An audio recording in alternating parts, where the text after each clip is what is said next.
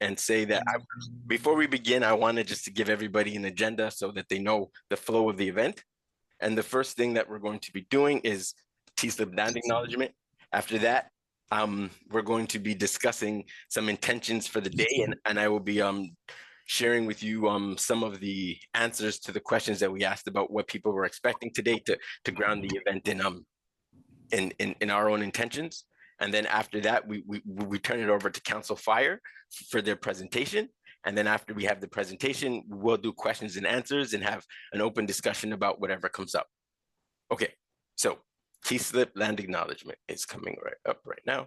And here is the TSLIP land acknowledgement. I would like to start by honoring the land that we are on, which has been the site of human activity since time immemorial.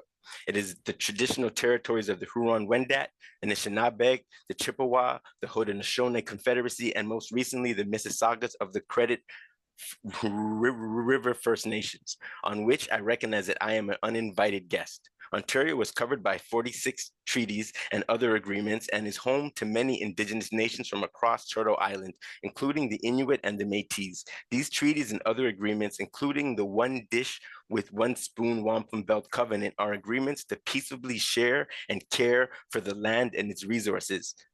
Other Indigenous nations, Europeans, and newcomers were invited into this covenant in the spirit of respect, peace, and friendship. We are all treaty people. Many of us have come here as settlers, immigrants, newcomers in this generation or generations past. We are mindful of broken covenants and we strive to make this right with the land and with each other. I would also like to acknowledge those of us who came here involuntarily, particularly as a result of the transatlantic slave trade. And so I honor and pay tribute to the ancestors of African descent. And I would also like to say as a human that whenever I read or hear that we are on unceded territory, it always makes me uncomfortable and hurts me a little bit in my heart. But yeah, so that was that. And now we will get on to the next thing I said was intentions for the day. So I asked everyone who was coming 2 questions. My 2 questions that I asked everybody were, the first question was, what interests you most about building connections between newcomers and Indigenous communities? And the second question I asked was, what would you like to learn and discuss? And I wanted to share some themes that I heard before so that we hear. So there were a lot of conversations about knowledge sharing, direct engagement. You know what? I think I'm going to skip this because I think y'all can speak for yourself. And I think I'm going to pass it over to Theo and Council Fire right now, and we'll just move on to there right now. Okay. So thank you, Ruben. I'm going to pass it over to Kevin, who's going to do the opening, and then Kevin will pass it back to me afterwards. Kevin, do you need to be a host? Do you need to be a host also, or no? No. All right. No. So good morning, everybody. Honey. My name is Kevin Myron. I'm a Dakota from Burtdale, Manitoba. I'm a father of 7. I'm a grandfather of 3. I'm a pipe carrier, a sun dancer, and a knowledge keeper. I was asked to do opening today, so it's an honor. So I'm going to do an opening. You have to wonder why we don't do the land acknowledgement, right? And I think it's really important that you guys know why, right? And it's because we know what territory we belong to. We know this is our land already, right? And we've been acknowledging the land since the beginning of time, right? And that land acknowledgement wasn't set up for us. It was set up for the government and the settlers so they can acknowledge what land they're on. And that helps with the treaties along the lines, that acknowledging, that's part of those reconciliation, right? So thank you for that acknowledgement. And I actually really liked it. It was, I never heard that we weren't invited, right? You know, that was good to hear. Right? So I really appreciate the land acknowledgement. So I'm going to start off with an opening. And what we have for an opening is we have an eagle feather. Okay, we use an eagle feather because we believe as First Nations people in our culture that the eagle takes our prayers up to the Great Spirit. Okay. I have medicines here. I've already lit them. Okay, and inside these medicines is going to be sage. It's for your emotions. Okay, it's going to be cedar, also for your emotions. Okay, and there's going to be A little bit of sweetgrass. That's a man's medicine to balance it out a little bit, right? And I offered some tobacco, those medicines, right, to do the work. So I gave an offering to the life of that plant for to do something for me, which I'm going to ask the plants and the eagle feather to take a message to Creator. Right? So I want to start off today by giving thanks for Mother Earth and everything that she provides for us. All the animals, the two-legged, the four-legged, the winged, the fin, and the ones that swim. I like to give thanks, Creator, right, for those trees, right? What we breathe in, they breathe out, right? And so that's how we're connected. So we give thanks for that. I like to give thanks for the water, Creator, right? Water's life, you know, so we give thanks for that water's life. It has memory, right? It keeps us alive. We're 75% water. So we give thanks for that water, Creator. Say a prayer for that. We give thanks for the City of Toronto for putting this event on. We give thanks for Council Fire for being involved. We give thanks to all the participants that come out today, right? We ask Creator to put a protective circle around every one of them. We give thanks for our ancestors to come here, to listen to us speak today. Give thanks to this eagle that carries our prayers up to the Great Spirit. We give thanks for those medicines for doing the work. Most of all, I give thanks for reconciliation. And that's our opening for today, guys. Thank you. Yanko, Kevin. So I just want to echo Kevin as well and just thank everybody for being here. It's early in the morning, and I know this conversation is important to you all. That's why you're all here. I'm just honored that Kevin did the opening here. Kevin is so well regarded in the community, and he's an inspiration for a lot of the youth. He was the lead for he is still and was the lead for the All Nations Juniors, who are an incredibly talented group of First Nations youth and others as well. That's why it's called the All Nations. And they perform at different engagements and events across the city. So Kevin, just really appreciate you for doing the opening for this. And also, I hope you stick around, which you said you will, in terms of conversation as well. And I just want to thank Ruben as well, because Ruben I met actually through an engagement that I'll discuss. But I think Ruben is an example of how you can build good relationships with Indigenous organizations and build that trust, put in that work, which leads to events like this. So really appreciate you as well, Ruben, for putting this together. And I'm grateful to be here. I come to this presentation from both an academic and a professional capacity. And I'll explain a little bit about how I will organize my speaking points. First, I'll speak a little bit about who I am, because I think that's important. I'm non-Indigenous, and I want to just frame the conversation there because I have a unique lens. Then I will talk a little bit about Council Fire, and I'll show a video and some photos as well there. Then I will explain a little bit in terms of why this is important for me and for Council Fire and for the community from my perspective. And then we'll end it with the Spirit Garden. And I was fortunate because Ruben shared some of the feedback prior to your registration.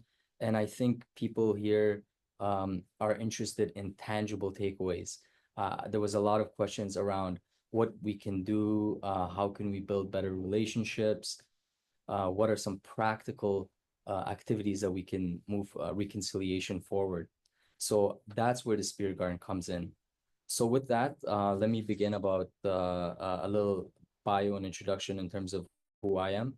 So most importantly, I am a father to a 2-year-old. Some of you that were here earlier probably heard me and Kevin speaking about that. I'm a husband, I'm a brother, I'm a son. These are important roles for me, most important than anything else. Then there's my extended family, which is Council Fire. And I'm an associate director at Council Fire. I'm responsible for strategic planning and partnerships, hence this engagement here.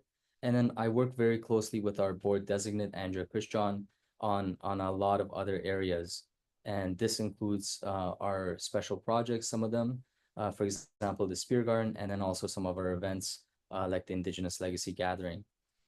So I'm just very fortunate to be involved with Council Fire, to be associated with them, because it gives me a unique lens as a first generation immigrant to learn about Indigenous culture directly from the community, directly from elders, from knowledge keepers, and from individuals like Kevin.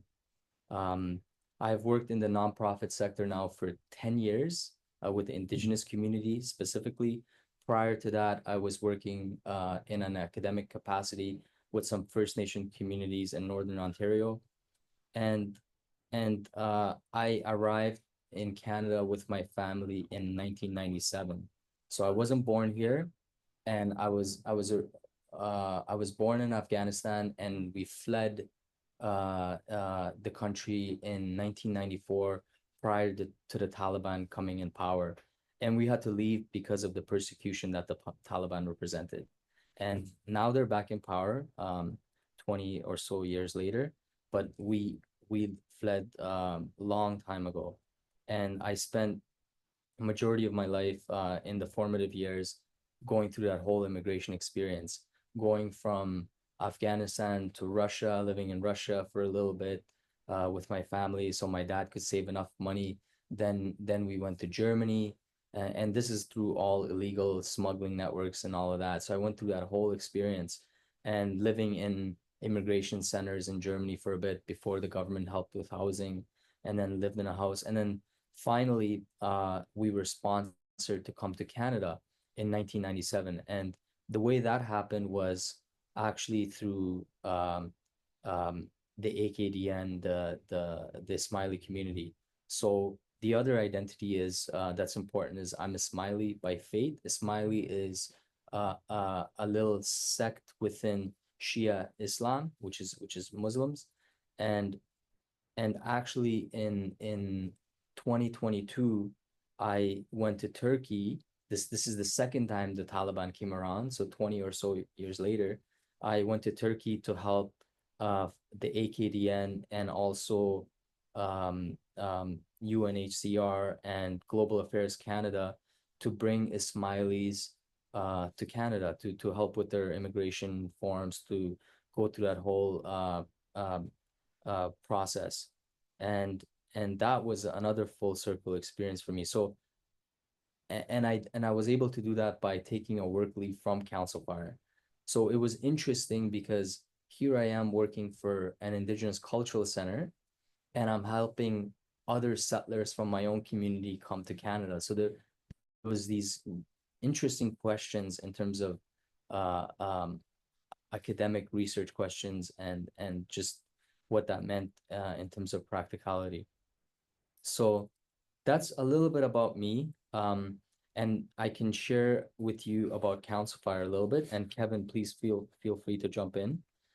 So Toronto Council Fire is one of 25 Indigenous service providers in the city of Toronto.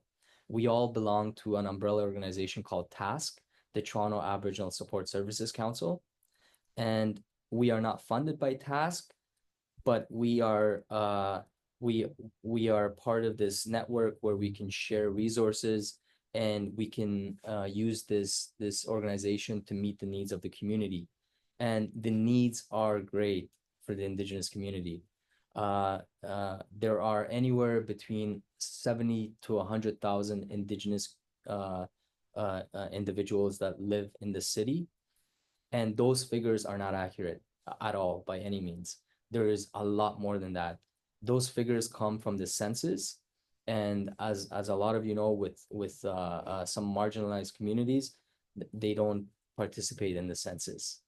And then also there's a lot of, you need a registered address. So a lot of the community members are in transition, moving from place, a lot of youth. And then there's the encampments and the cultural spaces, which are not accounted within the census.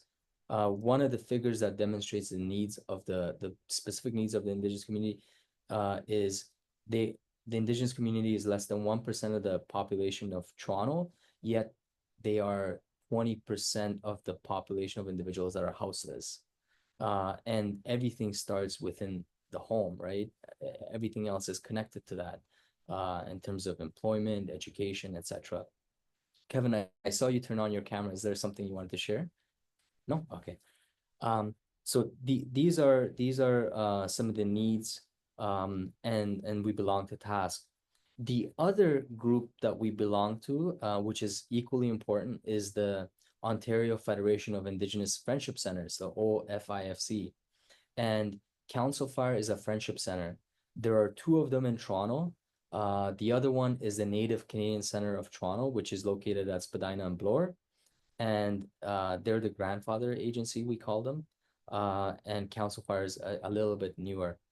And friendship centers were created in the 1960s because Indigenous folks were moving from the reserves to the urban centers.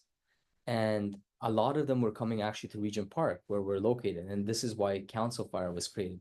As people were moving to these areas, these neighborhoods, urban centers across the country, the government realized that we needed supports and services to meet some of the needs. And initially, Council Fire hosted and organized potlucks for males in the basement of a church that's still existing nearby. And out of the potlucks, there was some basic programs that were added to it. And then that's how Council Fire grew. And it became a wraparound agency. We're a social service provider. The way we describe ourselves is we provide services and supports for anybody from before life until they pass to the spirit world.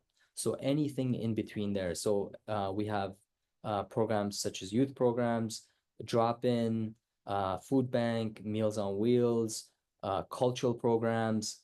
MMIWG is a major one right now. Jordan's Principle is a major one. We have education programs, employment programs, anything and everything. And I think what's interesting for settlement agencies and the immigration sector at large is, sorry about that, at large is in the 1960s when these 50s and 60s when these friendship centers were being created, they were actually funded by at the time, believe it or not, it was called the Ministry of Immigration and Colonization. That was the literal term of the government ministry, federal government, that created these friendship centers. And within that, the unit that actually funded the agencies, it was called the citizenship, the Ministry of Citizenship, or the citizenship branch, whatever it was called at the time. And so this is relevant because as friendship centers created programs and services, this model was used to create also settlement agencies as immigrants started coming from across the world. So there's a lot of parallels between friendship centers and settlement agencies. And some of that leads to conflict, right? In terms of funding. And it's important for us to navigate around those and ensure we work together and ensure that everyone is aware in terms of the Indigenous perspectives. And another important thing for me to share right now is when we think about the concept of Indigenous, it's actually a misnomer. And it's up to you to figure out what that exactly means. But essentially, when we think about, for example, I'll use my country as the example. In Afghanistan, we have five major ethnicities. There's the Pashtun, there's the Tajik, there's the Hazaras, there's the Uzbeks, there's the Turks, all within this one geographic area. And each one has its own distinct culture and language. It's the same thing with the Indigenous community. There's 52 nations, umbrella nations. There's 630 plus First Nation reserves. And so there's a lot of diversity in that, and even within Toronto. So it's important for us to be, as newcomers, to be aware of these diversities, right? It's important for us to be able to know what the difference between somebody who is Haudenosaunee is and somebody who's Anishinaabe or Cree or OG Cree or Dakota or Lakota, all these different variables. And especially when you're in leadership roles, especially when you're doing a land acknowledgement. It's really important to get the pronunciations right. You know, it's not difficult to sit at home and to practice saying the word Anishinaabe, Anishinaabe, Anishinaabe over and over again until you get it right. So yeah, I think that's a little bit about Council Fire. I just want to share a quick video, Ruben. I don't know if I have sharing it. I do. Amazing. Because this is a little bit of an older video, and Kevin's gonna get a kick out of this. It highlights the all nations, and it brings Andrea Christian, who's our board designate, into the picture, so you all know who she is. And then also talks a little bit about First Fire. But I think it's really important because it shows the beauty of the center, and just I'm just proud to be associated with this place. Let me see if I can bring it up quickly.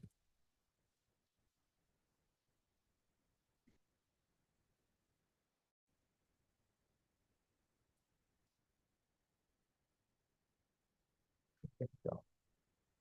Can you all see this? Yep. Okay.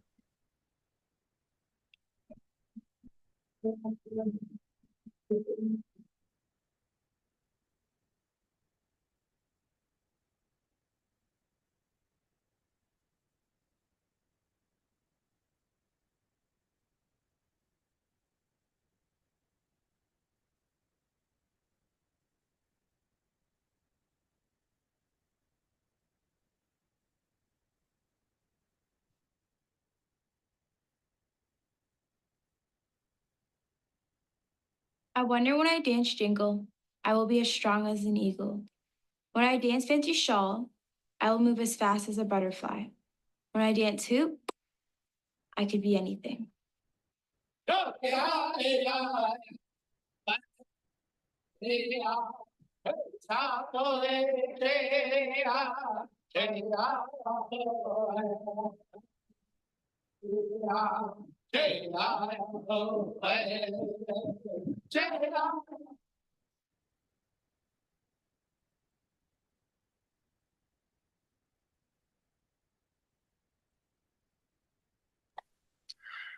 It's a bit rough, guys, but this is when our youth went to go do their first recording at a recording studio, and they brought the big drum in there. Right? And this was in Six Nations. They'd never been to a recording studio before, right? And in most cases, you'd go for hip hop, right? And here we are, we're going in there with a big drum to sing some traditional music, right? I tell you, were they ever proud? Were they ever proud that day to be First Nations? To be in 1976. At that time, a lot of Indigenous men were coming to the city, and they really had no place of their own.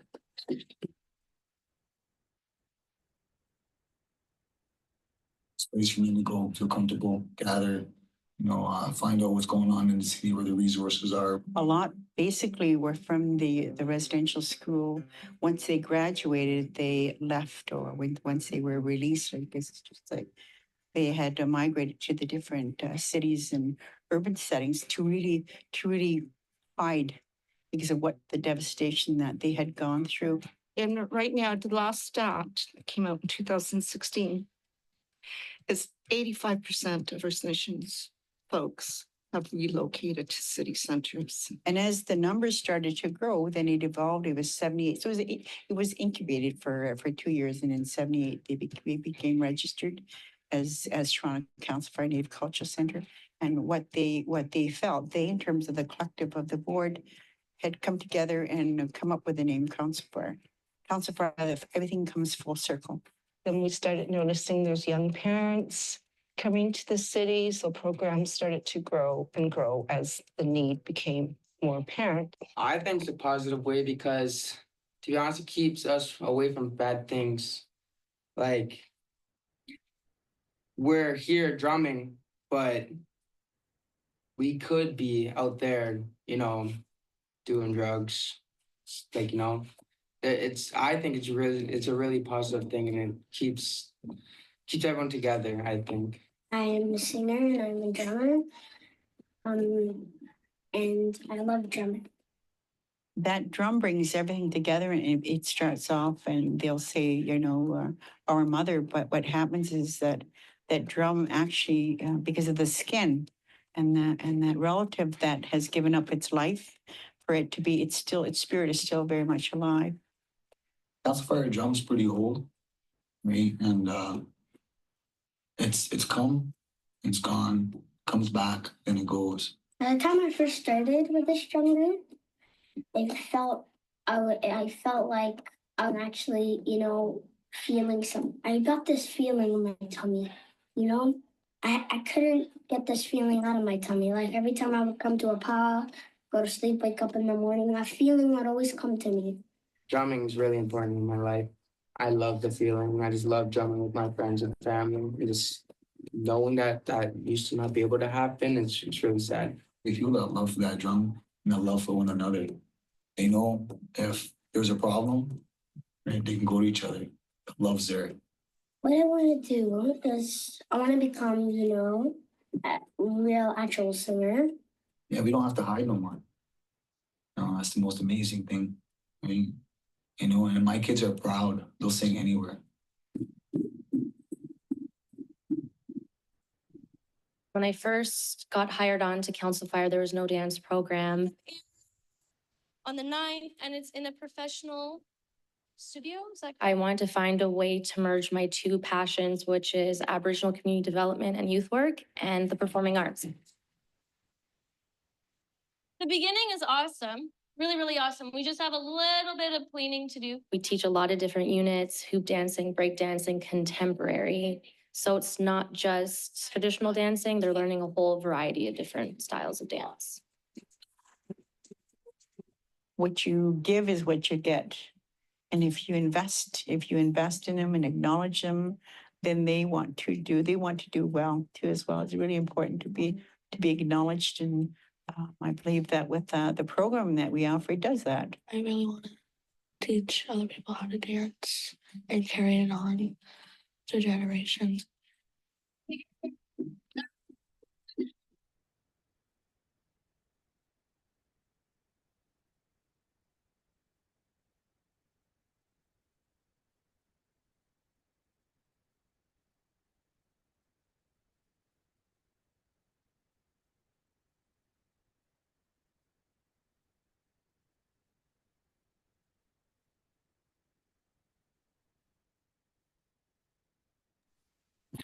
That was our first fire dance program, guys, right? And the idea behind that was to inspire our youth to be confident in who they are.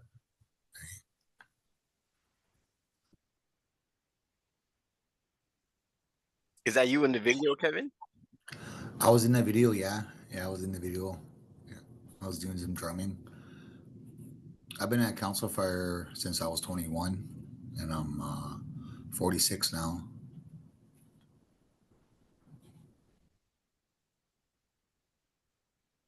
But this is a good video because, like, I can look at this video and I can look at our youth right now to see where they are in life, and they're all doing really well. Right? A lot of those youth are still at that drum. They're still singing. That little guy in particular there, right? He's one of the best singers. He said he wanted to become, you know, an actual singer. He's an actual singer. He has top-notch drum groups hunting him down. They want him to sing with their drum groups. He sings with the biggest drum groups. He got really good. That video was really good, Theo. And thank you for sharing that. Of course. But, so Kevin, why don't you talk a little bit here? I think this, you know, you haven't aged a day. that was a long time ago. I was pretty young, and I got a little bit of gray now, guys. I don't got so much. The same. You know, so and I am a grandfather, right? So you look at when you look at good living, right? You know, when you look at that drum and you look at always putting your best foot forward. That's what Council Fire represents. Right, as an agency, all of our staff are always putting their best foot forward, right? And we're still there. A lot of us are dedicated, right? Like Dana Kahn, that dance teacher there, she was really dedicated to dance, and she's back at Council Fire again. She had her baby, right? She's still there. Some of those you see in Sage, right? Some of those youth are now working at Toronto Council Fire full circle. Jaden, working at Council Fire. Who's that Dana's girl again? Not Tina? Emily. Athena. She was in the video, and she was a student then, and now she's teaching dance, right?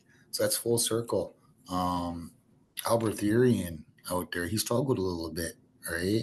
Council Fire's help and support, and he's doing really well now. I know Dakota, he's still singing. Malachi's still singing, and the idea, right, was after residential schools, guys, our elders, during that whole time of going to school, from a different nation, they were made to feel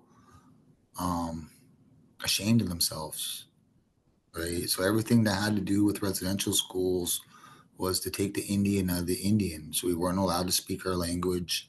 We weren't allowed to do our ceremonies. We weren't allowed to smudge, like we weren't, like that opening ceremony I did. If it was before 1978, I would be arrested and put in jail because I was doing a ceremony, especially online with non-First Nations people. That the government would be right upset about that, right? But after 1978, guys, it's a good number. A lot happened, right? Like we got our freedom of religion. Council Fire was started. I was born, right? So like that's an easy date for me to remember. I was born on a good time.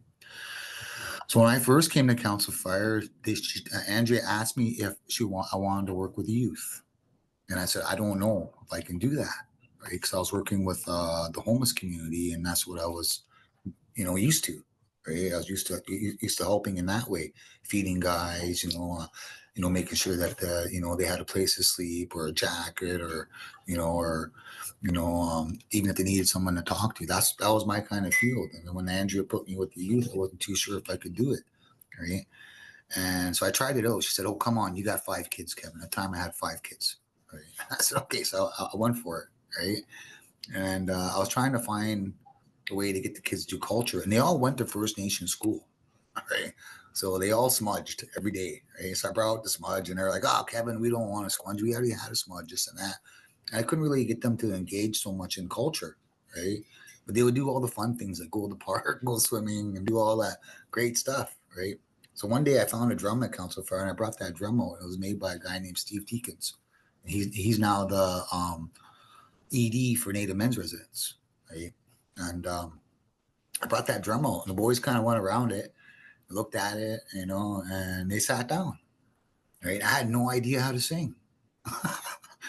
So I had to bring in teachers how to sing, right? And I brought in teachers, and we started drumming, and the boys liked it. And I got lucky, and I got a bunch of kids that really liked to sing. They really wanted to learn, right? And I see my opportunity, right, to help these kids feel proud about who they are as First Nations persons, right? And they did. I tell you, they went on 100 protests, and they were there for every protest for Council Fire. They're there at every community event. Right? They went to the social every Thursday, sang for the community. During COVID, they went outside the elders building, and they sang to the elders so that they could get culture, right? So they could hear that music, right?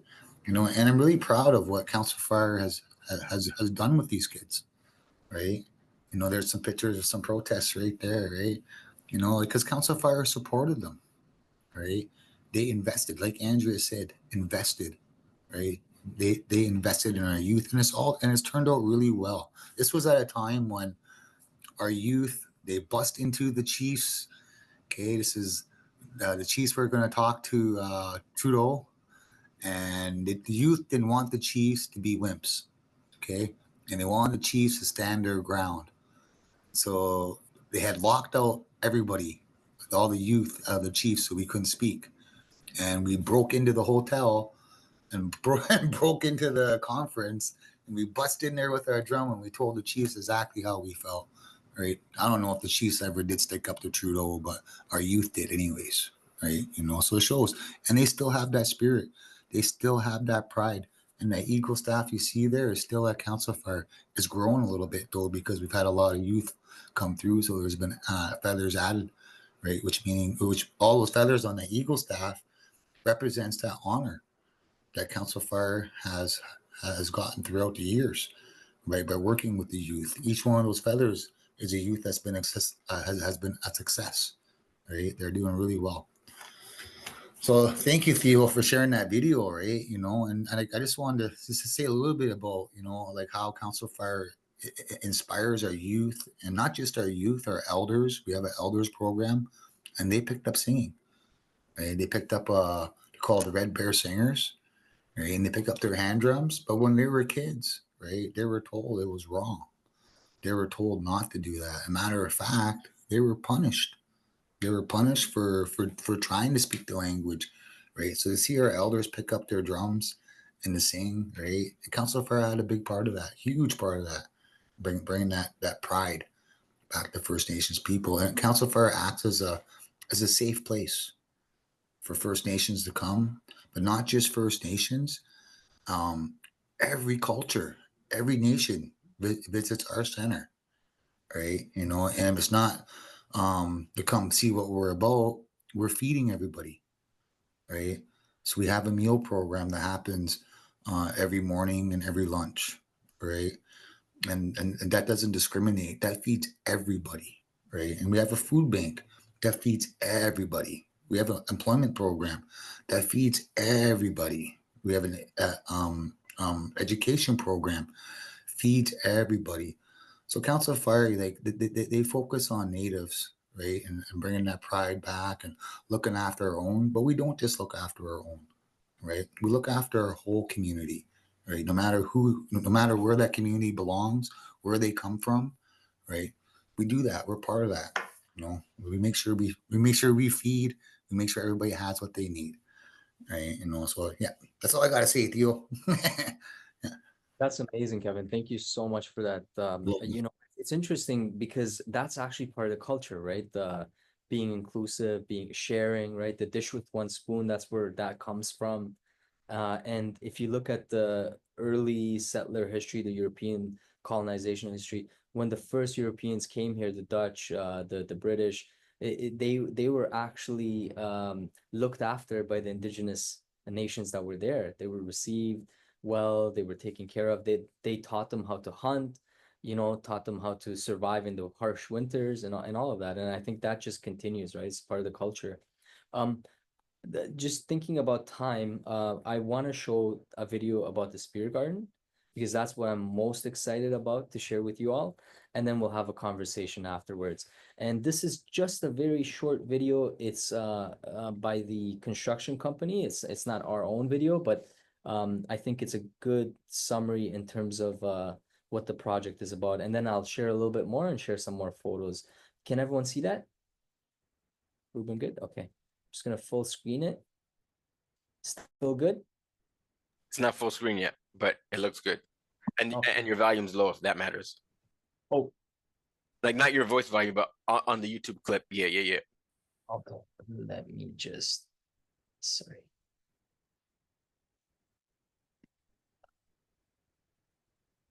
Is that better? Yep.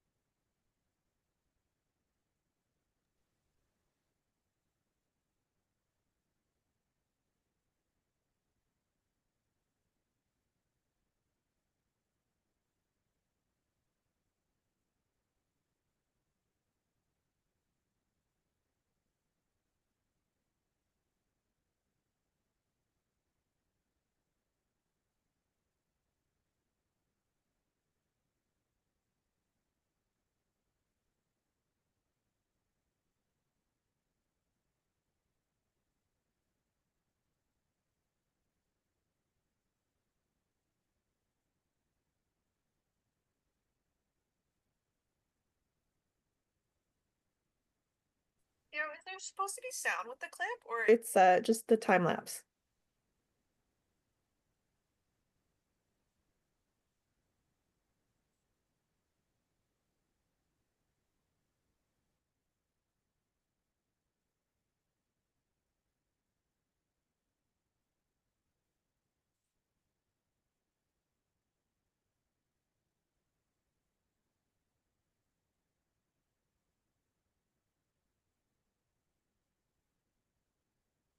All right.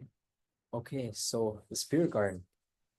Let me share a little bit about it. The Spirit Garden is actually the main reason I became involved with Council Fire. I was hired as one of the project team members in 2017. At the time, it was called the Restoration of Identity Project, and then it eventually evolved in the Spirit Garden. But I'll be really quick actually, because I want to get some dialogue as well. So can you guys hear me? Ruben, is that good? Okay.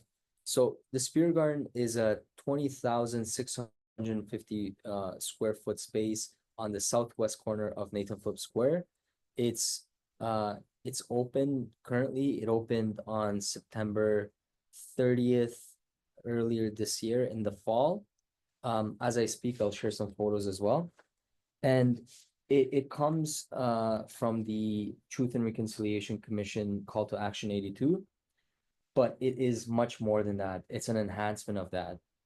And government, the way it operates is that they create this legislation and fundings are attached to it, but they don't always do their homework.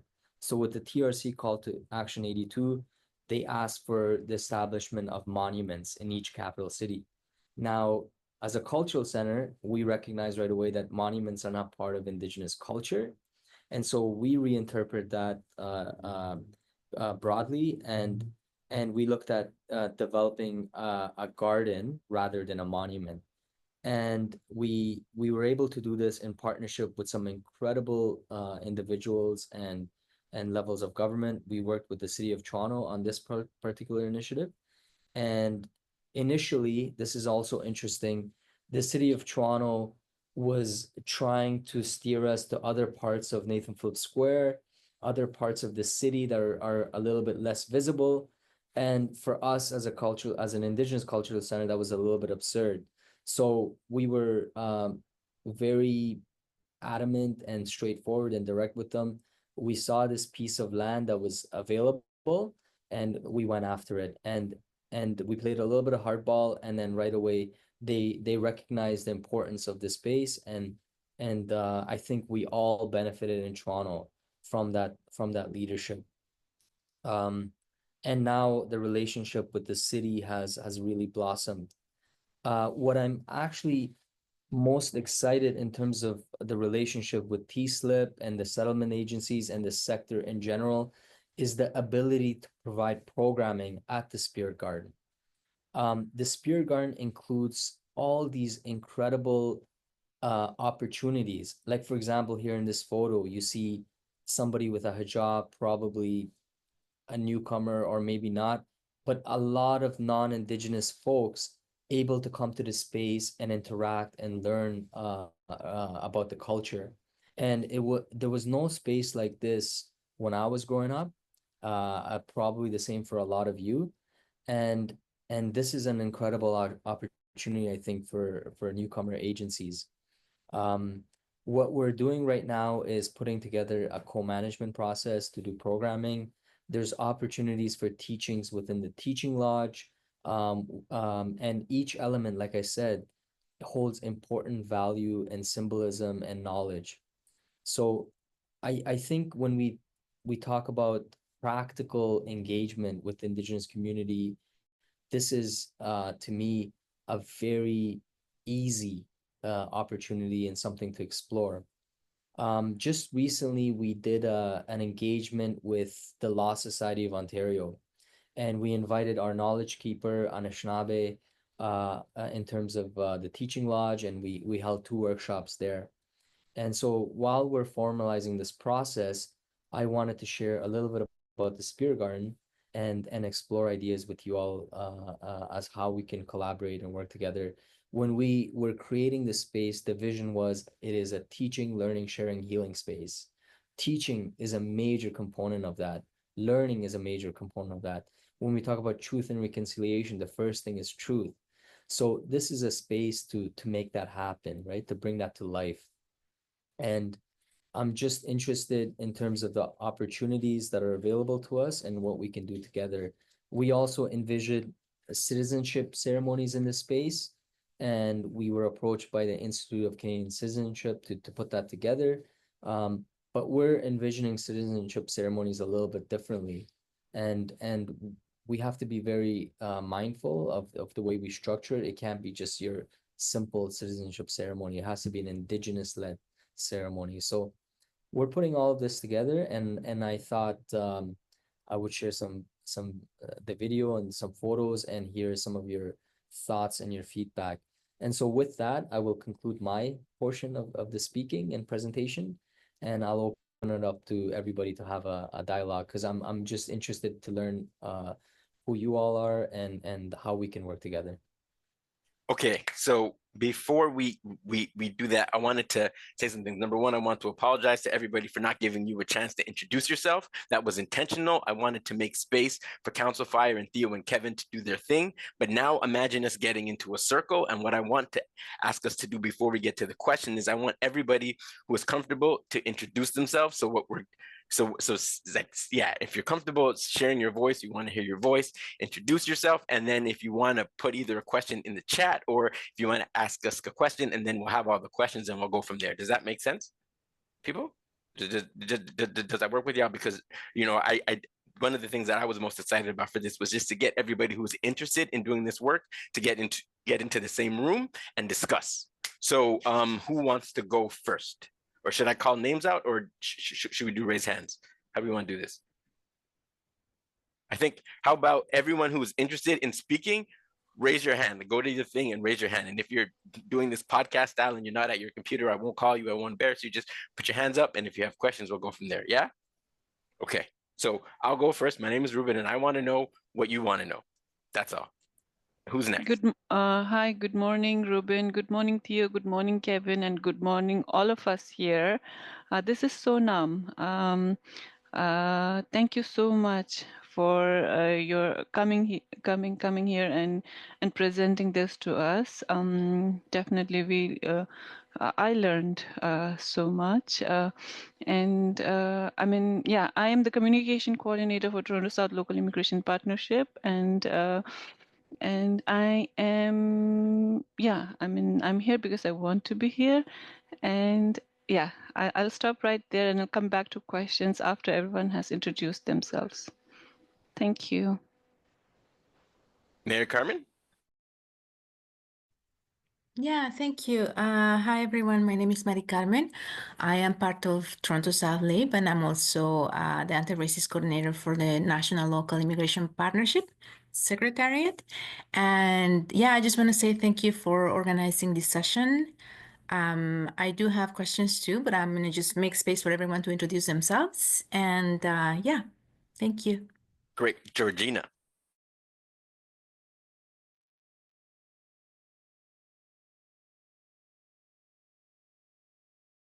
You're muted. Good morning, everyone. Thank you for the introductions and for our program today. Just amazing stuff. My name is Georgina. I'm with MTML, which stands for Metro Toronto Movement for Literacy Programs, which Council Fire has a program with us. I'm happy to be here, wanted to be here, and just get the wonderful energy. Thank you. Isabella Batista. Thank you. Hi, my name is Isabella. I am a program worker with CultureLink, the Settlement and Community Center.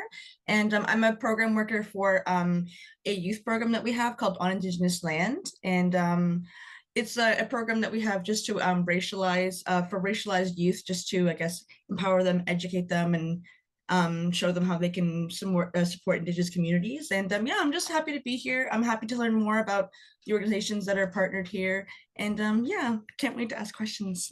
Thank you. Isabella again. Hi, I'm Isabella Yan. I'm from Toronto North Lip, actually. I'm the lead for the Settlement Language Working Group. I'm also the lead for the Newcomer Indigenous Task Group. We started this task group in early of this year. So we meet monthly on a monthly basis. So we discuss a lot about the resources regarding the Indigenous community. And actually now we are creating the action plan for next year. We want to have two main focus. One is the outreach to the Indigenous land organization. Second one, to co-programming for the newcomer sector. So I'm here to learn. Also, I really enjoyed Kevin's opening, opening part. Also enjoyed the presentation by Theo. I like the spirit garden. Thank you for introducing that to me. Thank you. Alex. Bonjour, Gakinawia. I'm Alex. I'm Red River Métis, more specifically French Métis and settler Scottish, and I'm coming in from Manitoba here today.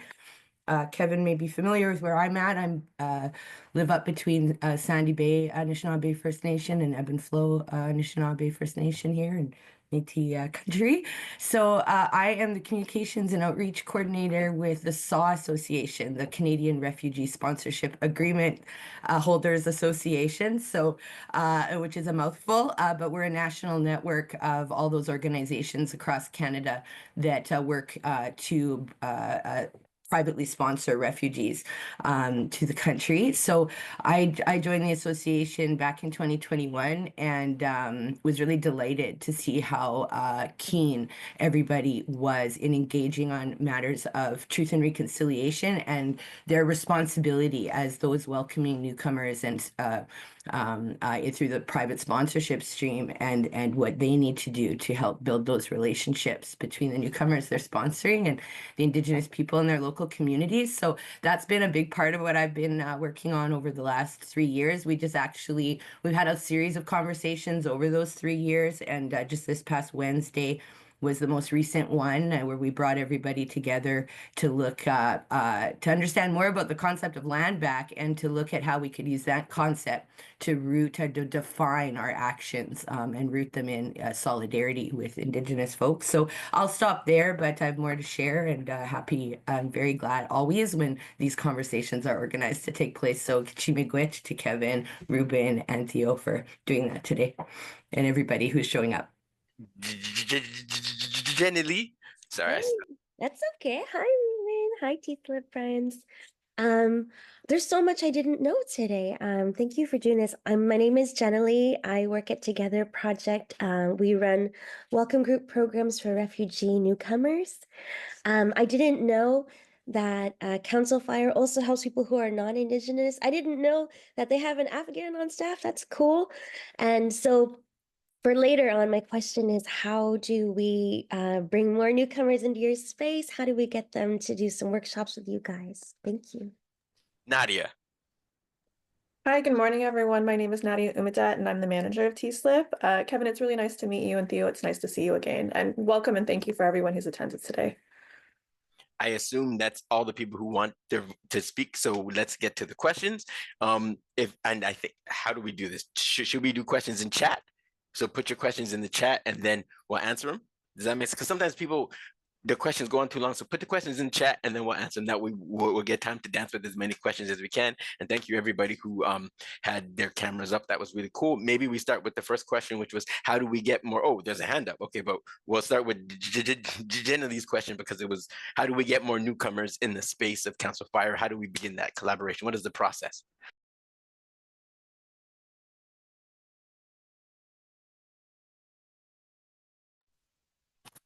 It's like we lost Theo for a second.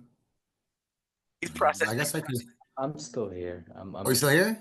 Yeah, I'm here. Sorry, what is the question? How do we get newcomers into Council Fire space? Right. Programming collaboration, I assume. Like I think they're already here. I mean, it depends on what you mean. Like they're already part of our programming, right? When we're looking at our education sector, half of the learners are newcomers. So don't know come visit the building. Yeah, I think the answer to your question Yeah. is holla at us. I think he's saying like, the door's Yeah. open, so just come through. The door's not locked. Okay. Yeah, it's not So, locked. so please make that connection. Yeah, and the part we're glad that connection's happening. All right. Next question is, if we would like to do an education program for frontline workers in the in settlement at the Spirit Garden, who should we contact? Who should we contact? Theo, who should we contact to have a program at the Spirit Garden? Depends on the kind of program, but you would contact myself, and I'll put my email in the chat. Great. Next question. Do we have any more questions? I know we got questions. No? If I can unmute and ask my question, I'm sorry for my video. I'm not in a condition to, be on video this morning because I was working. Anyway, Theo, you talked about the Canadian Institute of Citizenship reaching out to you and reaching out to your organization to organize citizenship ceremonies at the Spirit Garden. And citizenship ceremony, I've been through it. Many of us have been through it. I mean, of course, it's very colonial in its structure and the way they make you, all the tests and everything that you go through. Personally, as well, it wasn't easy going through that syllabus or whatever that I had to learn before I took that test and then took that oath. How do you, I know you said there's much of thinking that Indigenous, your organization needs to do before you bring them on for the ceremony. But if you can speak to that a bit more if you can speak to that a bit more and say, how do you see that coming together, these two things? Sure. Thanks for the question. Kevin, do you want to jump in first? Yeah, I just wanna ask a question of her quick, right? Because this will help us with our implementing Indigenous ceremony to it, right? When you first took your like your test for ceremony or you studied, right? How much of Indigenous did they talk about? Did they talk about residential schools? Did they talk about day schools? Nope. Did they talk about 60 scoop? Did they talk about how they acquired land? Right? Did they talk about treaties? So these are just some things. Nothing of those that you just covered. Yeah. You see, so nothing, right? Mhm. So like I think there's a lot that that we can add to the ceremony, Absolutely. right? One's like including us. That's really important, you know, because this is our land. This is where we're from. This is where our ancestors come from, right?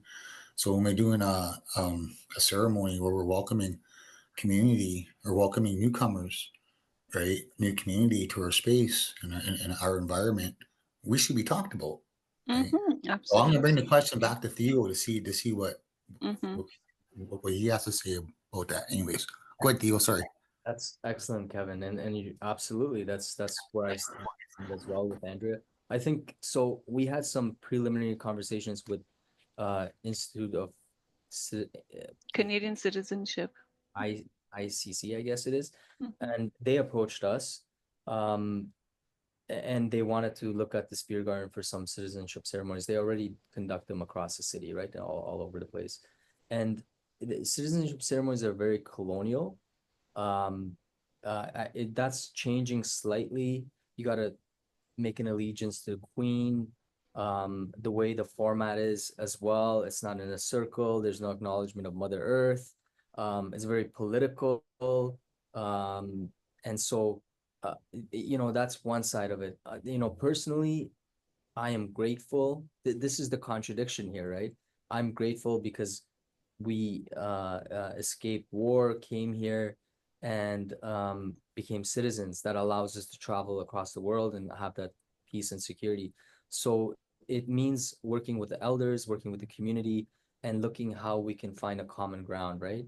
How it can be respectful to the culture, but also allows newcomers to like me to be able to participate and be a part of this country. So those conversations have not happened yet, but it's something we're looking forward to in the future. And if anybody has any feedback, right? Like you guys work with citizenship ceremonies, probably more familiar than we are with them. Just reach out and let us know. Thank you, Theo and Kevin. I'm glad you've taken your time and not just jumped onto that. Thank you so much. So the next person is Dorothy. You put your hand up, and I didn't call on you sooner. After Dorothy is Nadia. After Nadia is Mary Carmen. After Mary Carmen is Isabella. Okay, Dorothy. Hi, I'm sorry I'm gonna have to apologize for my appearance, but anyway, thank you so much for this opportunity. I'm from George Brown, the School of ESL, and my colleague is also here, Paulina.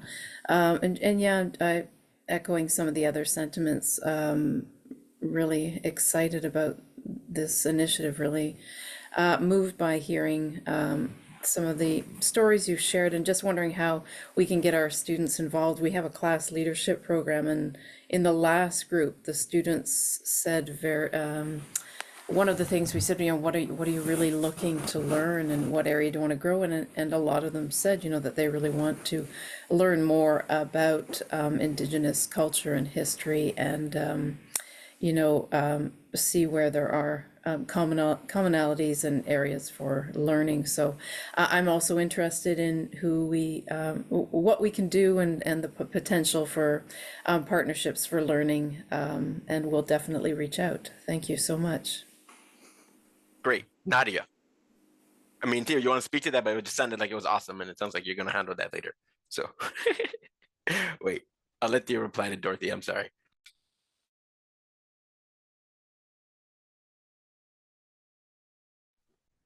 You're muted. Sorry, friend.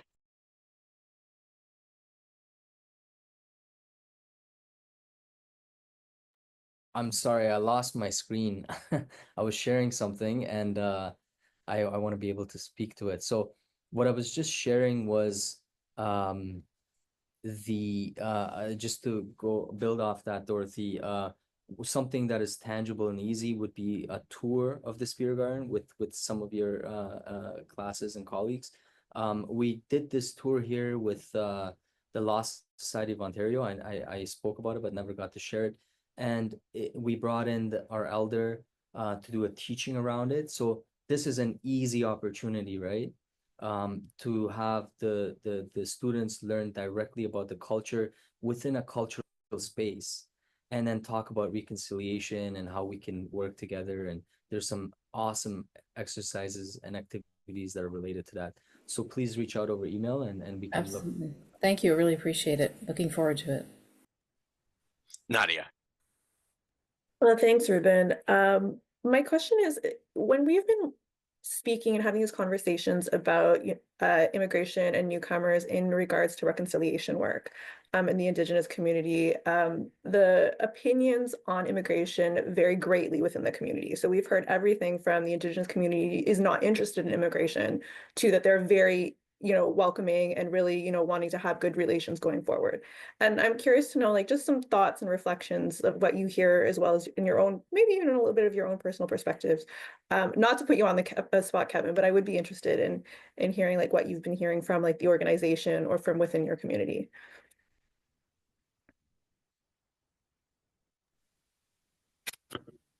Well, I'm going to tell you the truth that most communities that are First Nations are very welcoming. Okay. And no matter what nation you're in, unless you're coming to our home territory to actually take our land or hurt us in some way, right? We're actually going to be really welcoming, and that's part of that medicine wheel that we have, right? It has all the four nations in there, or the four colors of people that we believe there's four colors of people, right? So like we work with everybody, right? And I know a lot of different community agencies in Toronto. I'm familiar with everybody. I know all the EDs. I've been to every agency. I know the community. And I don't hear the community speak badly at all about newcomers, right? You might hear, I don't know, you might hear the government speak badly about it, but the tell you, like, I'm a Dakota, okay? So Dakota people, this is a little bit of history, right? We came to this country, right? We've always been here. This has always been our hunting territory. We've always come up in this area. But during the Custard Wars, right, U.S. government just decided to wipe out the Dakota Nation. So they took our war chiefs, they hung 38 of our war chiefs all at once, right? And he sent our people on a run. So they weren't just killing our war chiefs, they were killing our women, our children, anybody that could breed a war chief was to be executed and taken care of, right? So our people, Crazy Horse, Sitting Bull brought our people to Canada for refuge. So we had, for years, we had refugee status. For years, the Dakota people had refugee status. Not till the past 20 years have we won our right to stay in Canada. And we're just starting to sign treaties now, right? So when you ask, how do we feel about refugees? And, you know, we were our own refugees in our own country, right? You know, which was kind of weird, right? And we've always been treated. Native people have always been treated by the government, just up until 1978, not in a good way, right? You know what I mean? You know how it feels to be treated wrongly, right? And to be hurt by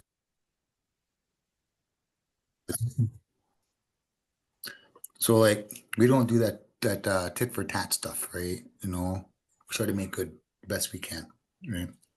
So we're like you'll never hear agencies. Oh, I'm not gonna say never because I like human beings are human beings. People make mistakes, right? People say things that are out of context or whatever.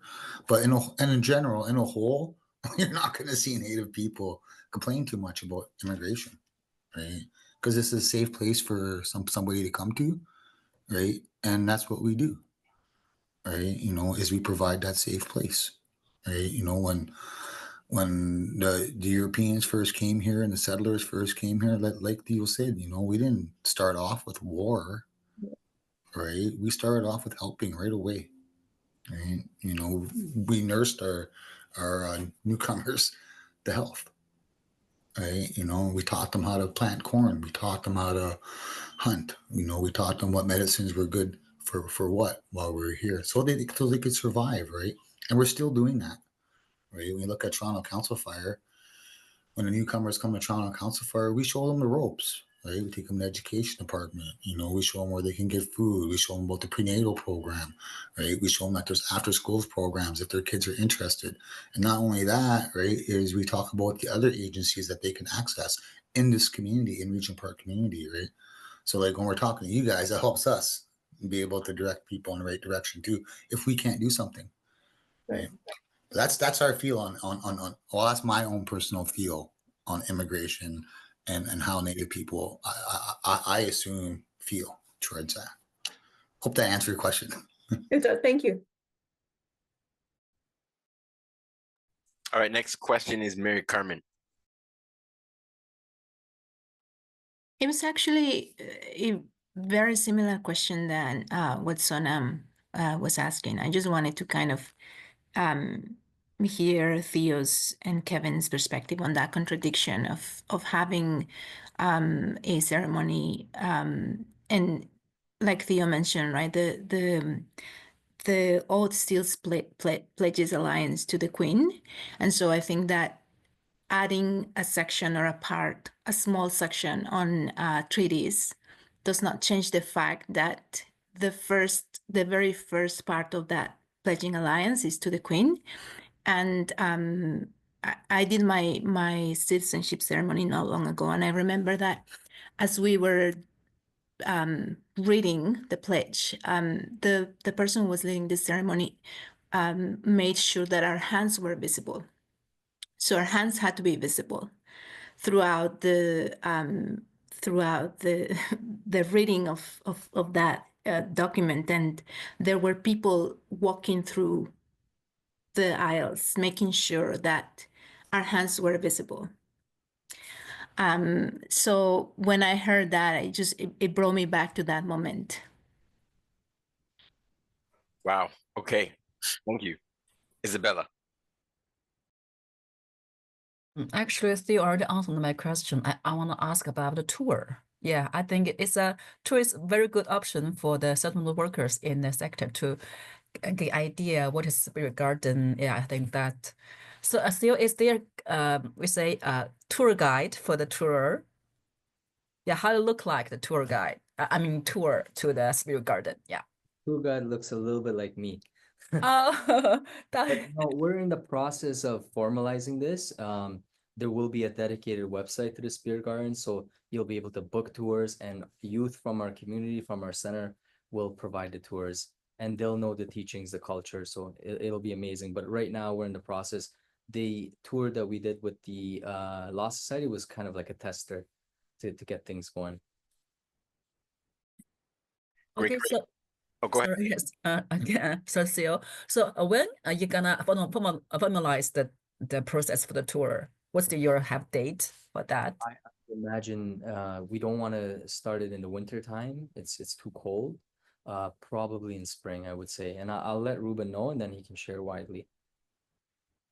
So pay attention to our newsletter. We'll be dropping that in the newsletter. Plug for the newsletter. Alex, you're next.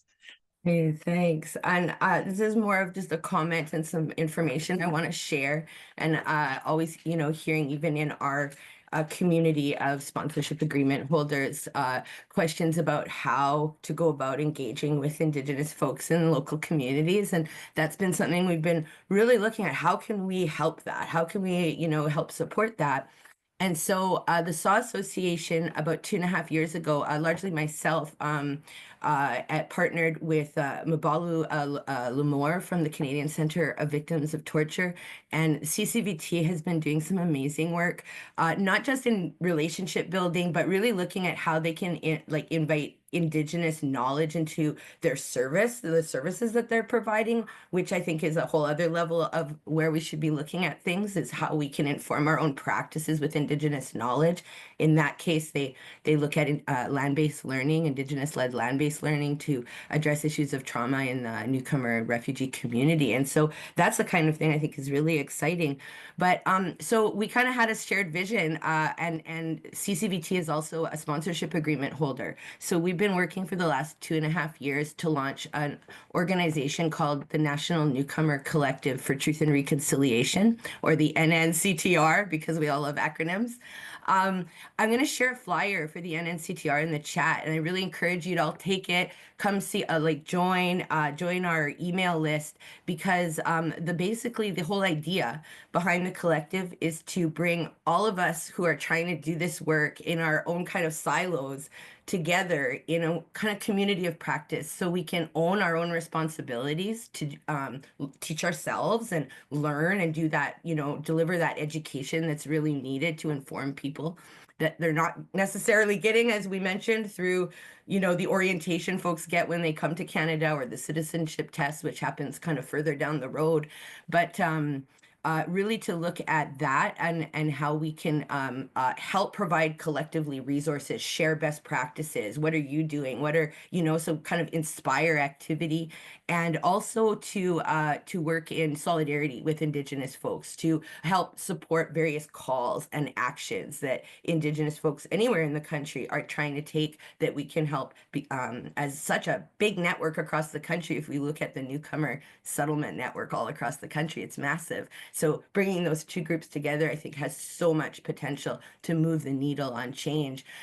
So I'll share that because I also want to share that we've been working on this for 2.5 years with zero resources, but we just got 5 years of funding to launch the organization. So we're going to really start cooking with gas, with lots of programming and stuff. So good time to join, and I'll share the flyer in the chat for you all to circulate in your own networks, please.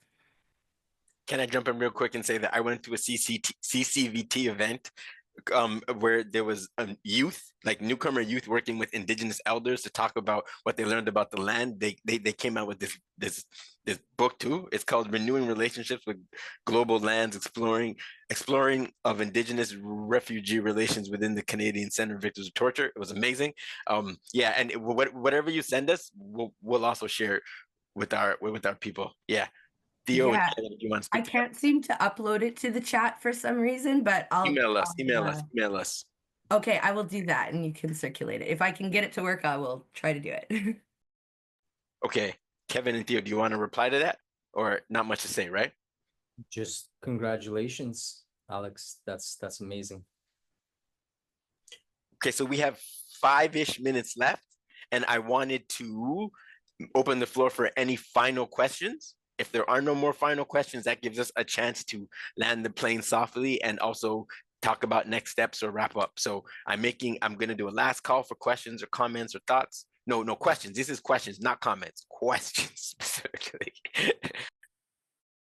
So there are no more questions. Everyone got what they needed, right? Cool. That's great. Okay. Oh no, Isabella, let's go. Sorry, I'm so sorry. I put it in the chat, but I guess I can also say it too. I just didn't want to interrupt anybody. I'm possibly interested in like collaborating with Council Fire because I noticed you guys obviously have like dance and youth programs for your Indigenous youth. I'm interested, maybe if appropriate, if they could maybe do like be featured at our event and possibly do a performance for like our final event for our youth program, just to showcase some Indigenous art, because we haven't had the opportunity to actually connect with an Indigenous organization to have them at our event. Who would be the best person to contact in this case? Well, right now it would be have youth come out would be Jaden Wemigwants. Okay. Right? Okay, he's working with the Embers, also Sage Myron, right? Or you can contact the youth manager directly, right? Oh, and you'll see her on the website, and just tell her what you want, right? I want to make one more comment, guys, okay? Because you know what, man? Like everybody comes to this country and they make their pledge to the Queen, okay? And you know what?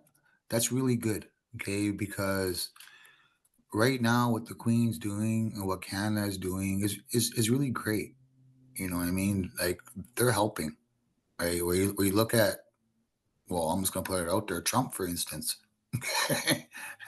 Imagine if he had to pledge to Trump, right? You know, or America, right? You know what I mean? And what they're going through right now. So like, I know like Native people might have some hurts, but we can see where Canada is helping, right? You know, and I just want to say kudos to Canada, you know, for the work that they are doing, right? And the Queen, you know, for the work that they are doing, helping people come out of war-torn countries, right? You know what I mean? Because who wants to raise their family in a country of war, right? You know, so I just want to end it with that, and thank you guys for inviting me out. That's beautiful. All the stories today made me reflect on how Canada is a safe place for many people, and it is a haven, and we don't talk about safety enough. So that's beautiful for you to end on that. Really appreciate it. I got goosebumps thinking about that. Safety is beautiful. Okay, but we have one more question from my friend from TNG. I've never said your name out loud, so I'm probably going to say it wrong. Is it Ranjith? Yes. Okay, please. Hi, Ruben. Yeah, sorry. It's good to see some familiar faces here, and I have worked with TSLIP before. My question is, I was at another meeting about organizing the Black History Month celebration, and I brought the importance of connecting Indigenous and Black solidarities and highlighting these. And I'm assigned with the task of finding an Indigenous elder who can speak to these solidarities. And I also quoted from Robin Maynard, who says, whose famous book, Policing Black Lives. And she emphasizes that there is no liberation for Black people without liberation for Indigenous peoples, and vice versa. And she historicizes the present within anti-Black racism, slavery, and settler colonial genocide. So this is why it is so important to connect those two. And does anybody know an elder? Maybe I can connect with Ruben later. We do have a Council Fire elder. His name's Andrew Wesley, right? And maybe Theo can get a hold of him later for you. But he's up there in age, and like he doesn't do as many things as he used to. But like it doesn't hurt to ask. And there's also a Anishinaabe Health, right? Anishinaabe Health has elders list of traditional elders that you could access, right? Okay, thank you so much. Yep. So just contact Theo and see if you can get a hold of Andrew for you. Send him an email on the event, know what's going on, right? Black History Month event, right? I'm familiar with that. That's probably not for a little bit, right? And then go from there. Yeah. Great.